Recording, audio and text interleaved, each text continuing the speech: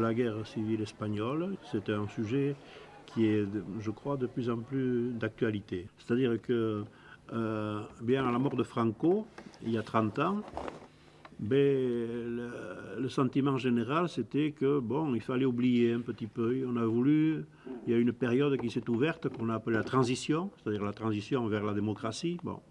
Et cette période, bien, le sentiment général, un peu, l'opinion dominante, un peu dans les médias, un peu partout, c'était qu'il fallait oublier cette période. C'était une période un peu folle, mais bon, il fallait oublier. Souvent, les fils qui avaient vu donc, leurs parents combattre ne voulaient pas remuer des souvenirs. Et on se rend compte que maintenant, bien, c'est les petits-fils ou les arrière-petits-fils qui veulent davantage connaître, hein, plus que les fils des personnes qui ont vécu la guerre civile. Il y a plus de 20 000 volumes qui ont été consacrés à la guerre civile espagnole et actuellement c'est une accélération. Il en sort tous les jours. Tous les jours, il y a des livres nouveaux qui sortent sur la... Donc c'est une guerre comme celle de 14-18 qui va continuer à susciter l'intérêt, hein, et les passions.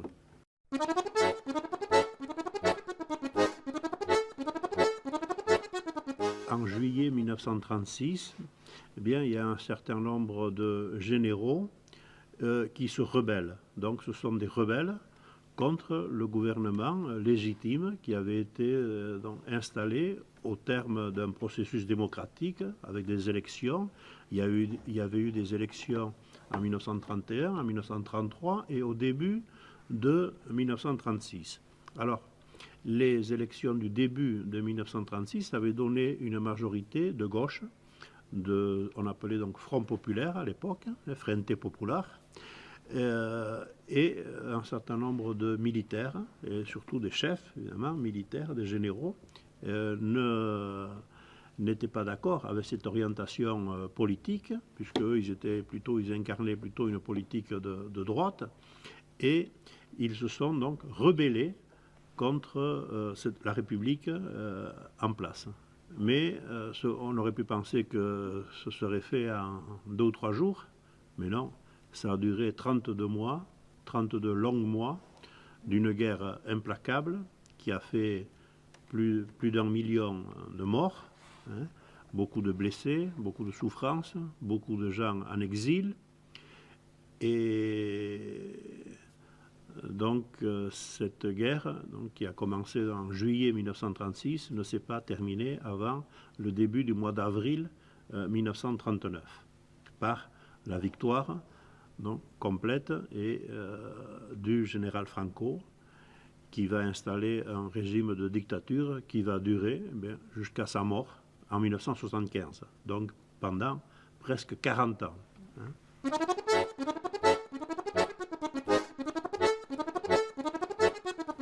C'est un événement qui va marquer fortement les esprits parce que c'est le premier bombardement sur une ville sans défense. Ce n'était pas un objectif militaire, c'était une ville sur une population civile.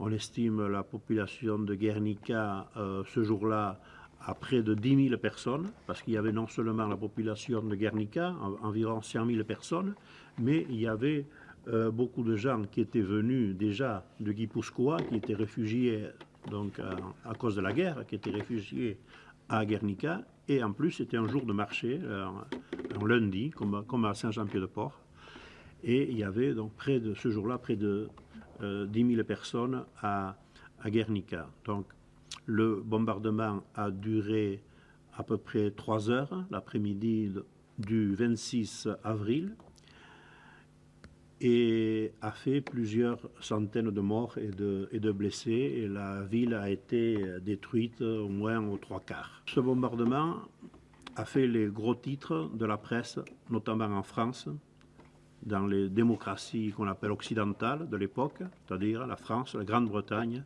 et les États-Unis. Toutes les premières pages des journaux, des principaux journaux, étaient consacrées à ce bombardement.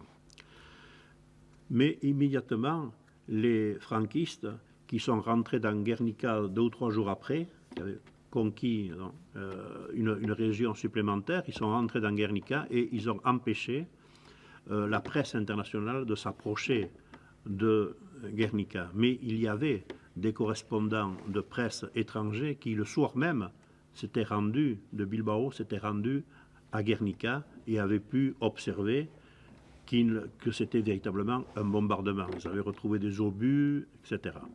Parce que les franquistes, immédiatement, ont dit « Non, non, ce n'est pas nous qui avons fait ça, ni ce n'est pas les forces franquistes, ce sont les Basques eux-mêmes qui ont allumé un incendie, aidés par les révolutionnaires asturiens, etc. » Donc ils ont nié qu'ils aient fait le bombardement, et quand ce n'était plus possible de le nier, ils ont dit ce n'est pas nous, ce sont uniquement les Allemands, nous on n'avait rien à voir avec cela. Voilà quelle a été la position des franquistes et de ceux, parce que ça se poursuit, qu'on peut appeler des des nouveaux franquistes. Et ça se poursuit actuellement, cette polémique. Ensuite, on ne sait pas exactement le nombre de morts et de blessés, mais il y en a eu plusieurs centaines, ça c'est sûr. Alors, les franquistes ont essayé de minimiser. C'est-à-dire, ils ont dit, voilà, non, non, il n'y a pas eu plusieurs centaines, il y en a eu quelques-uns, voilà. Alors, ça va, il y en a qui disent, il y en a eu 200, alors qu'il semble qu'il y en ait eu au moins près d'un millier. Hein. Il y en a eu 200 morts. D'autres disent, non, non, une douzaine, voilà. Donc, vous voyez, ils ont essayé de minimiser un petit peu cet événement parce qu'ils se rendaient compte que dans le contexte de la guerre, c'était un événement considérable qui avait eu un écho formidable dans tous les médias de l'époque, que ce soit à New York, à Londres ou à Paris, et que pour eux c'était une très mauvaise propagande, ce bombardement-là. Ensuite, il faut savoir que il y avait un peintre qui était déjà très, très connu à l'époque, qui s'appelait Pablo Picasso, qui vivait à Paris. Et Pablo Picasso avait reçu, depuis déjà quelques mois, une commande de la République espagnole pour peindre un tableau, pour faire un peu de propagande pour la République espagnole, un tableau à la gloire de la République espagnole. Mais Pablo Picasso n'était pas du tout... il n'était pas du tout inspiré. Ça, hein, des fois, il y a des pannes d'inspiration, même aux grands peintres. Il se demandait qu'est-ce qu'il allait peindre.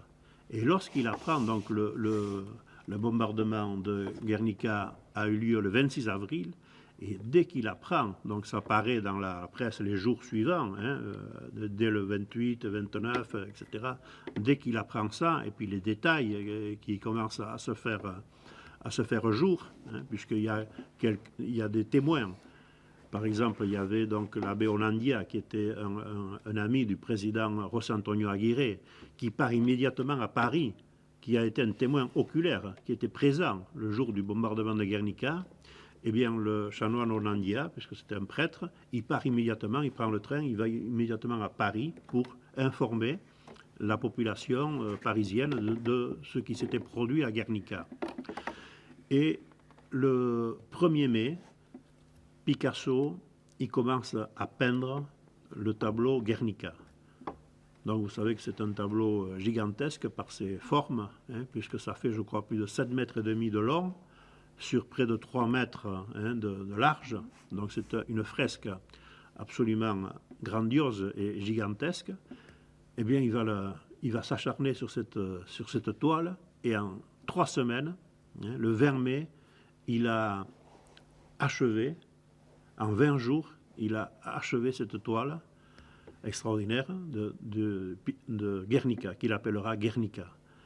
Et cette toile, il y aura une exposition universelle à Paris en juillet 1937. Il y aura des stands de la République espagnole. Il y aura un stand qui sera consacré au Pays Basque. Et cette toile sera exposée dès juillet 1937 au stand du Pays Basque à l'exposition universelle de Paris. Donc le tableau Guernica de Picasso, il a un lien évident et direct avec le bombardement de la ville quelques jours auparavant.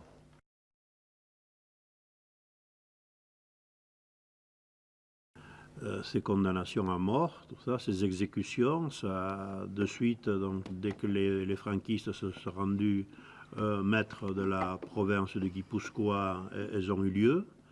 Il y a eu des villages où il y en a eu davantage que d'autres, hein, mais ça a pu avoir lieu dans tous les villages. Mais il y a eu certains points où c'était plus évident et qu'on regroupait un peu tous les gens pour être fusillés à Hernani. Bon, à Hernani, en octobre-novembre 1936, il y a eu presque 200 personnes qui ont été fusillées au même endroit. Donc ça a marqué évidemment les populations.